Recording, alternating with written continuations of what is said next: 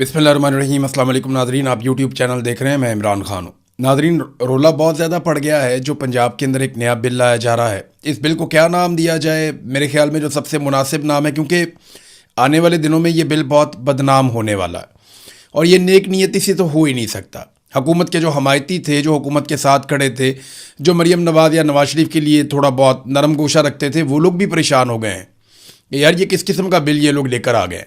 अगर ये इस तरह के कानून बनाएंगे तो कानून की धज्जियां तो उड़ेंगी, इंसानी हकूक अमली तौर पे बिल्कुल ही ख़त्म हो जाएंगे। तो ये क्योंकि बहुत बदनाम होने वाला है बिल, तो इसका कोई आसान नाम होना चाहिए। तो ये मार्शल लॉ बिल, इसका मेरे ख्याल में अब तक मुझे जो समझ आया, आसान तरीन नाम इसका रखा जा सकता है, मार्शल लॉ बिल। और ये पंजाब के अंदर एक तरह से मार्शल लॉ बिल लाया जा रहा है। इसका मुश्किल नाम लेने से बेहतर है इसको मार्शल लॉ बिल ही पुकारा जाए। ये पाकिस्तान में अब एक नया ट्रेंड है, यानी पंजाब के अंदर खास तौर पे खातून civil martial law administrator TikToker Maryam Nawaz साहिबा जो हैं, वो अब एक कानून लेकर आ रही हैं जो उनका मनपसंद कानून है। इसमें मैंने मनपसंद इसलिए कहा कि जो एमपीए है जिसने ये बिल मुतारिफ करवाया, वो खुद मुकर गया। उसने कहा जी मैं तो नहीं लेके आया।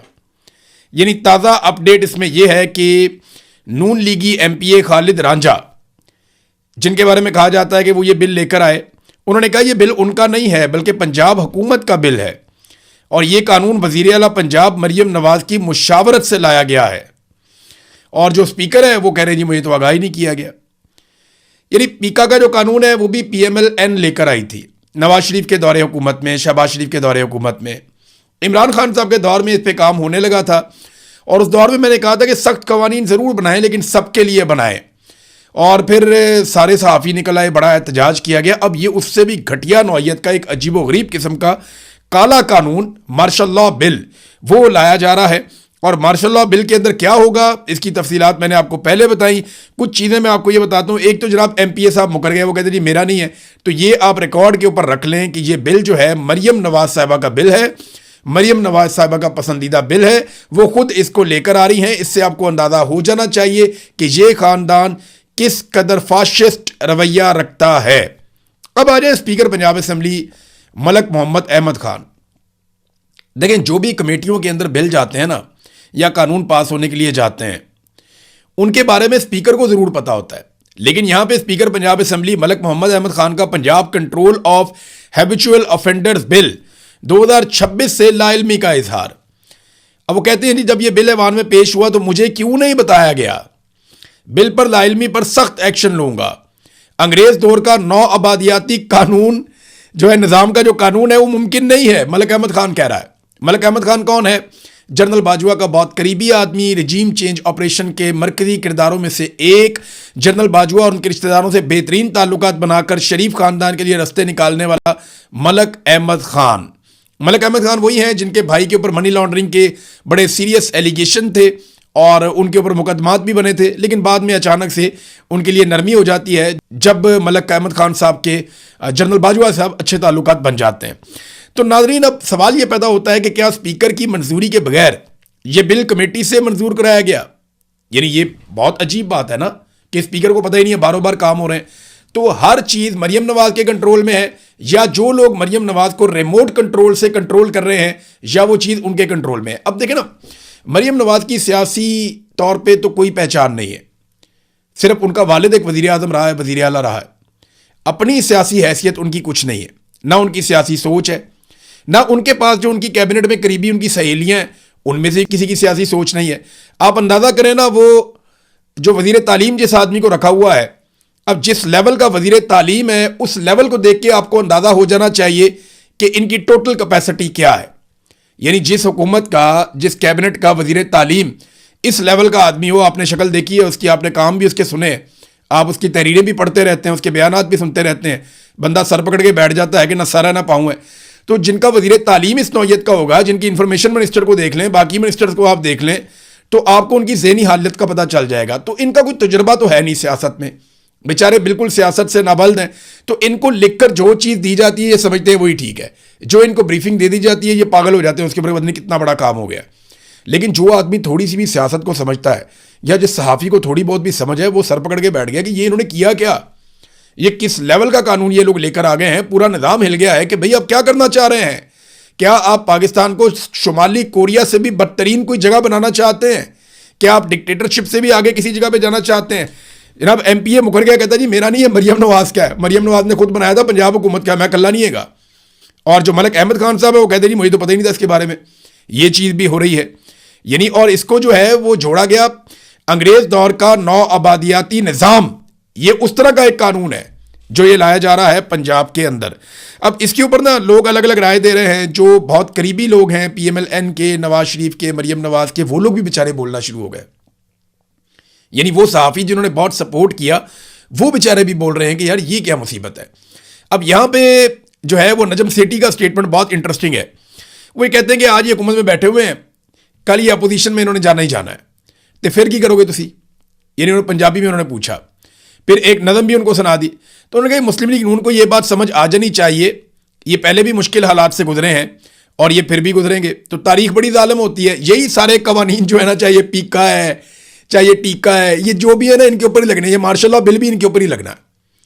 ये जितने आप सख्त से सख्त कवानीन बनाएंगे ना, ये मुड़ के आपके ऊपर ही आएंगे, क्योंकि बारी बारी सबकी बारी। जब तक पाकिस्तान में मिलिट्री एस्टेब्लिशमेंट का एहतसाब नहीं होगा ना, तब तक पाकिस्तान में सब लोग जद में आते रहेंगे इसी तरह के जालिमाना कवानीन के। तो नाजरीन अब ये अच्छा, इसमें एक इस्तिस्ना भी है। एक और बड़ी इंटरेस्टिंग बात जो है इसके अंदर, इसमें एक इस्तिस्ना भी है। कौमी पॉलिसी जिसके तहत बड़े मनसब पर फाइज शख्सियात, उन्हें इस्तिस्ना दे दिया गया इसके अंदर भी कि जनाब बाकी सारे तो जो है समाज दुश्मन हो जाएंगे, बाकी सब पे तो ये मार्शल लॉ बिल लगेगा, लेकिन ये जो है ना बड़े बड़े लोग जो हैं उनके ऊपर नहीं लगेगा।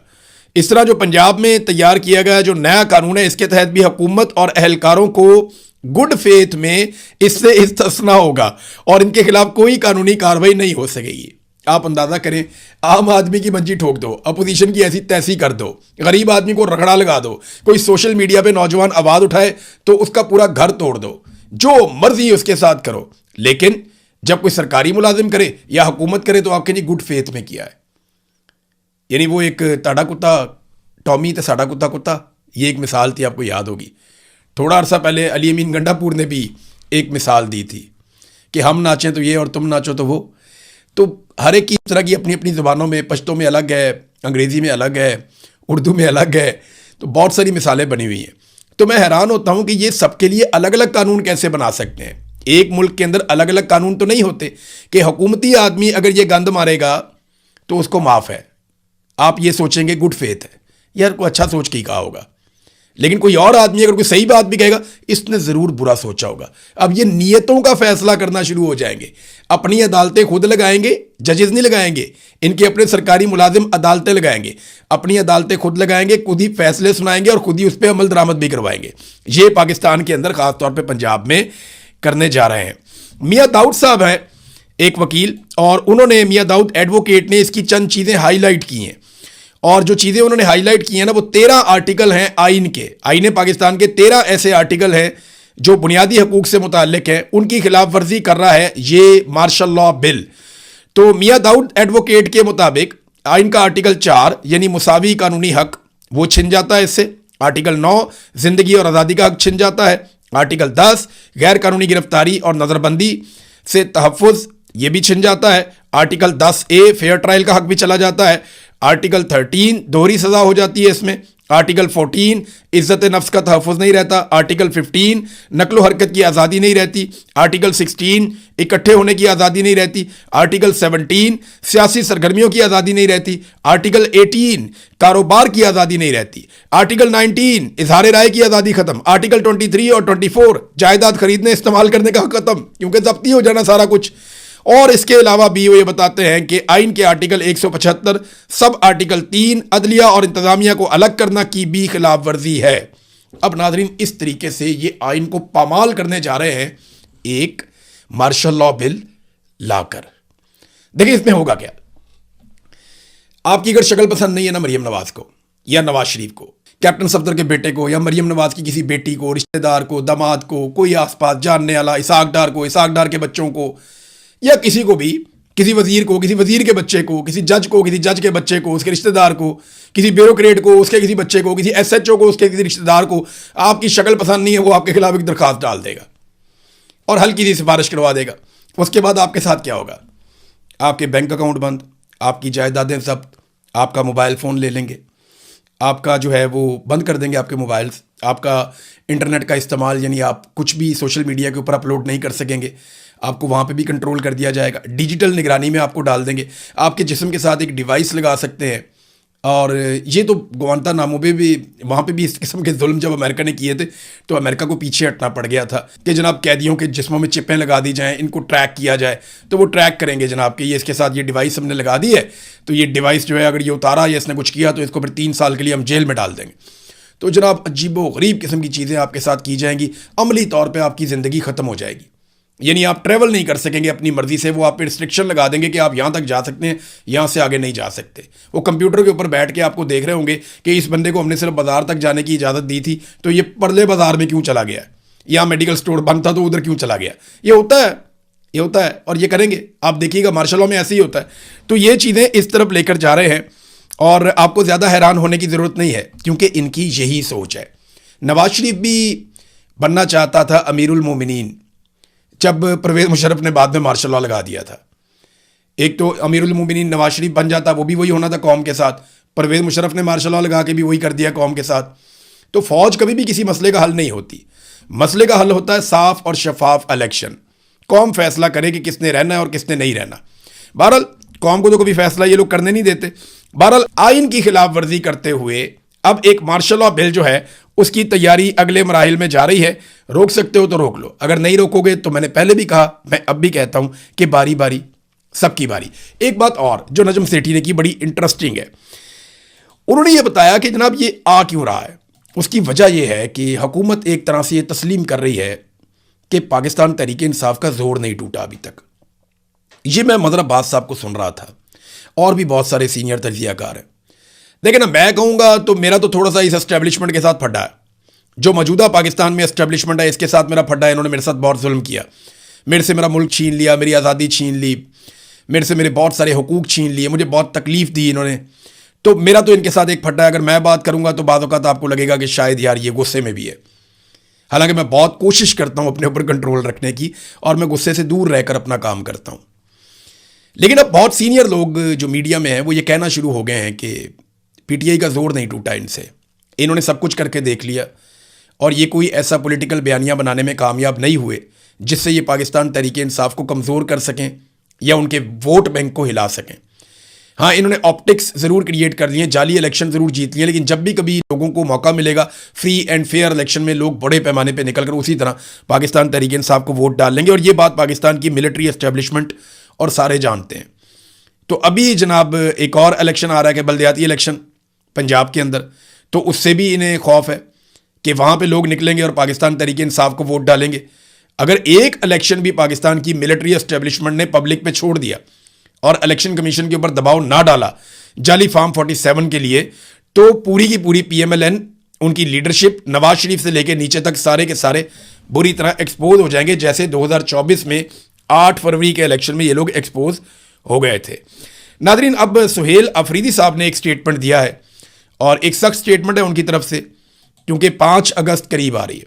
अगर तो 5 अगस्त का मोमेंटम बनाना है तो पाकिस्तान तहरीक इंसाफ को वो अनाउंसमेंट करनी चाहिए थी जो उनके इंटरनल मीटिंग में डिस्कस हुई थी। मुझे ये इन्फॉर्मेशन मिली थी कि पाकिस्तान तहरीक इंसाफ में ये डिबेट हुई थी कि 5 अगस्त को मुल्क गिर एहतजाज किया जाए, 5 अगस्त को पूरे मुल्क को निकाला जाए और फैसला कुन एक लॉन्ग मार्च किया जाए, और इस किस्म की तजावीज़ आ रही थी। लेकिन फिर अचानक से सारा कुछ एवेपोरेट हो गया, सब खामोश हो गए, ये खबरें कहीं दब गई, किसी ने अनाउंसमेंट भी नहीं की।